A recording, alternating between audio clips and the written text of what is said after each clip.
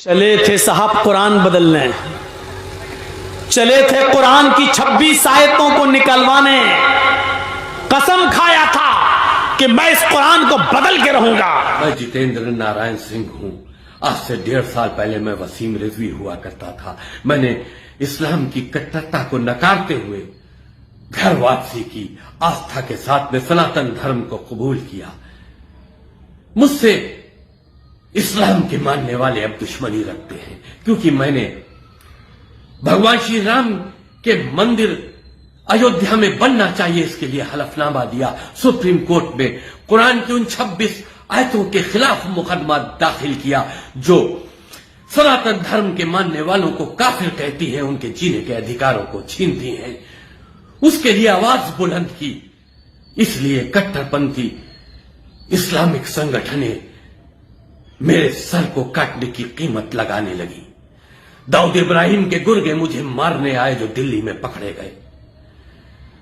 कट्टरपंथी मुल्ला साजिशन मेरे ऊपर मुकदमे कराते हैं ताकि मुझको ज्यादा से ज्यादा जेल में रखा जाए, जहां मेरी आसानी से हत्या करा दी जाए, मुझको बेइज्जत किया जाए, मुझे मजबूर किया जाए कि मैं आत्महत्या कर लूं। जब मैं कुरान के सिलसिले में संघर्ष कर रहा था तो लखनऊ के कल्बे जवाद, जो एक कट्टरपंथी मुल्ला है, मुस्लिम पर्सनल लॉ बोर्ड का वरिष्ठ सदस्य है,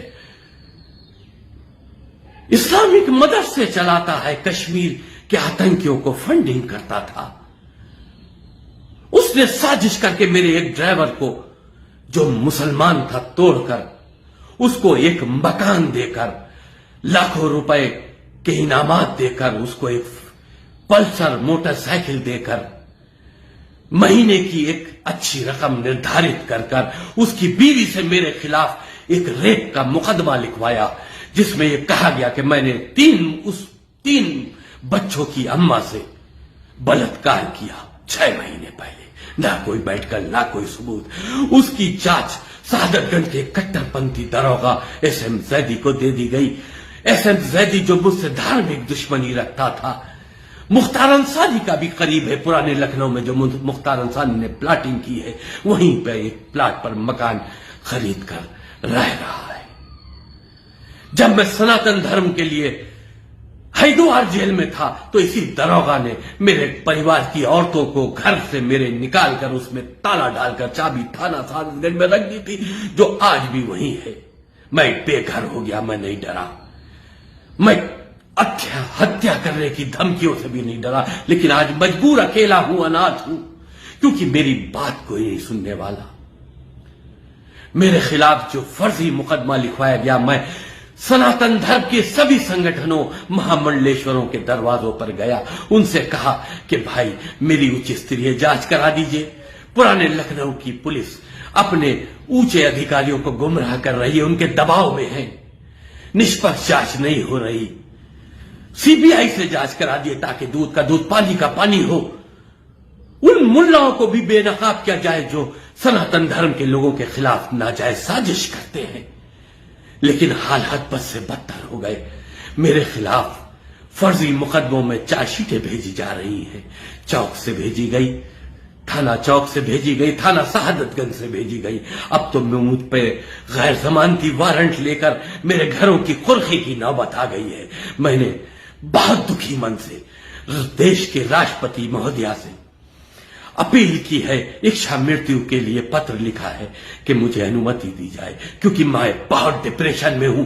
रोज एक कदम अपनी सुसाइड की तरफ बढ़ रहा हूं। मैं अकेला हूं, मेरी आवाज कोई पहुंचाने वाला नहीं। सबने कहा, आश्वासन दिया कि आदरणीय मुख्यमंत्री जी से बात करूंगा, लेकिन उन तक मेरी बात पहुंची नहीं, क्योंकि वो न्याय का देवता है। अगर उन तक मेरी बात पहुंचती तो आज मेरा हाल ये ना होता, मुझको भी न्याय मिलता। मैं मजबूर हूं, मेरी मदद कीजिए ताकि मेरी मौत से पहले इस्लाम के धर्म वाले अपनी जीत का जश्न न बना पाए।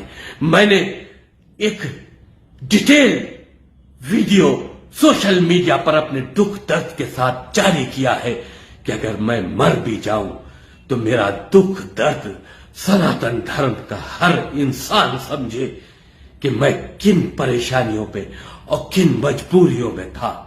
चले थे साहब कुरान बदलने, चले थे कुरान की 26 आयतों को निकलवाने।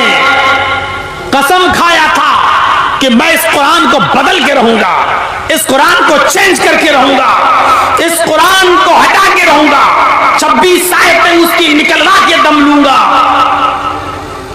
चला था कुरान बदलने, अल्लाह ने ऐसा बदला कि मेरी किताब को बदलने का सपना देखने वाले, देख मैंने तुझी को बदल डाला।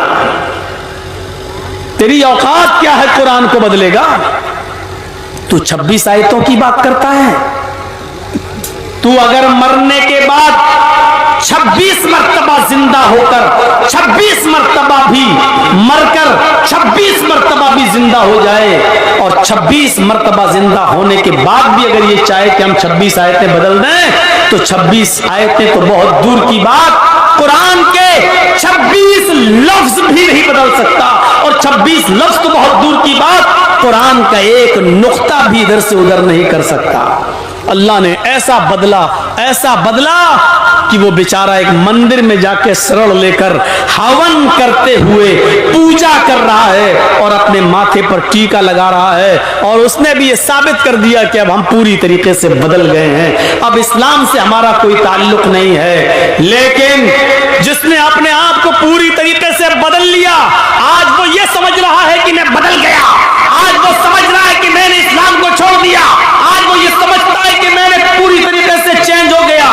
लेकिन वही नारायण, जितेंद्र नारायण त्यागी जब जब पेशाब करने के लिए बैठेगा, अल्लाह की कसम वो यही सोचेगा कि मैंने अपने आप को तो बदल दिया, लेकिन ये खतना भी बदल जाता तो अच्छा होता।